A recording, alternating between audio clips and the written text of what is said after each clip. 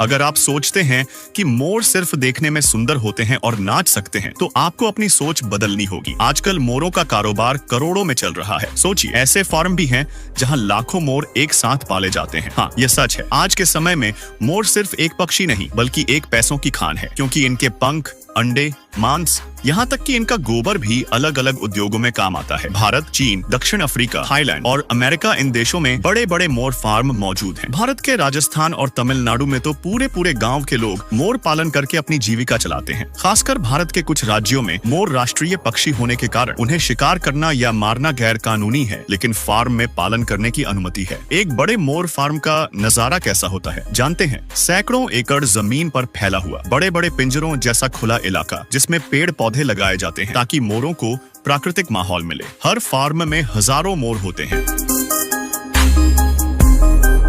और उनका घूमना फिरना, खाना, अंडे देना, प्रजनन सब कुछ योजनाबद्ध तरीके से होता है। इनके खाने का तरीका भी काफी दिलचस्प है। मोर आमतौर पर धान, गेहूं, मक्का, फल, सब्जियां और छोटे कीड़े मकोड़े खाते हैं। बड़े फार्म में रोजाना हजारों किलो खाना दिया जाता है। कई फार्म में मोरों को अलग अलग तरह के फल खिलाए जाते हैं, क्योंकि इससे सबसे उनके पंखों का रंग और भी चमकीला हो जाता है। मोर का सबसे महंगा हिस्सा क्या है, जानते हैं? उसके रंग बिरंगे पंख। एक नर मोर साल में लगभग 150 से 200 पंख गिराता है।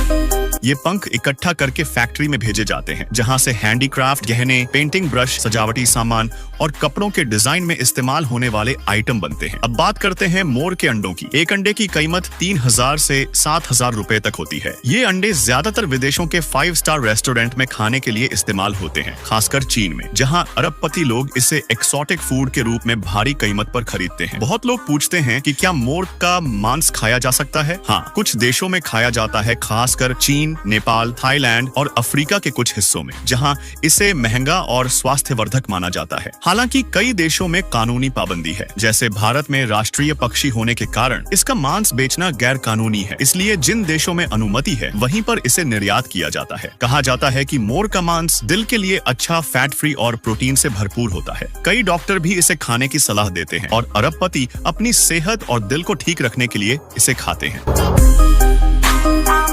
समुद्र से लाखों स्क्विड पकड़ने की प्रक्रिया भी बहुत दिलचस्प है, क्योंकि स्क्विड बहुत चालाक और तेज गति वाले होते हैं। इन्हें पकड़ने के लिए खास तकनीक का इस्तेमाल किया जाता है। आमतौर पर स्क्विड समुद्र की गहराई में रहते हैं और रात की रोशनी देखकर ऊपर आ जाते हैं, इसलिए रात का समय इन्हें पकड़ने के लिए सबसे अच्छा माना जाता है। सबसे पहले मछुआरे अपने ट्रॉलर या नाव लेकर गहरे समुद्र में जाते हैं। ये ट्रॉलर आम नावों जैसे नहीं होते, बल्कि बड़े और खास मशीनों से लैस होते हैं, जिससे वे ठीक उसी जगह पहुंच पाते हैं जहां स्क्विड होते हैं और रात में रोशनी जलाकर उन्हें अपनी ओर खींच लेते हैं। जब वे गहरे समुद्र में पहुंचते हैं, तो ट्रॉलर के नीचे खास तरह की रोशनी जलती है, जो स्क्विड को आकर्षित करती है। तब मछुआरे खास हुक वाली रस्सी डालकर स्क्विड पकड़ते हैं। कई मछुआरे सीधे जाल डालकर भी इन्हें पकड़ते हैं। स्क्विड पकड़ने के लिए जो जाल इस्तेमाल होता है, वो बहुत मजबूत और टिकाऊ होता है। इसे धीरे धीरे खींचा जाता है ताकि स्क्विड टूटे नहीं। पकड़ने के बाद स्क्विड को बड़े कंटेनरों में भरकर फ्रीज किया जाता है और जल्दी से फैक्ट्री पहुंचाया जाता है। फैक्ट्री में सबसे पहले स्क्विड धोने का काम होता है। बड़े बड़े टब में ठंडे पानी से इन्हें धोकर मिट्टी, रेत और गंदगी हटाई जाती है। फिर हाथ या मशीन से सिर, शरीर और पंख अलग किए जाते हैं। सिर से बेकार हिस्सा निकाल दिया जाता है और शरीर का मांस अलग रखा जाता है। पंखों को अलग से फ्राई या अन्य व्यंजनों में इस्तेमाल के लिए रखा जाता है।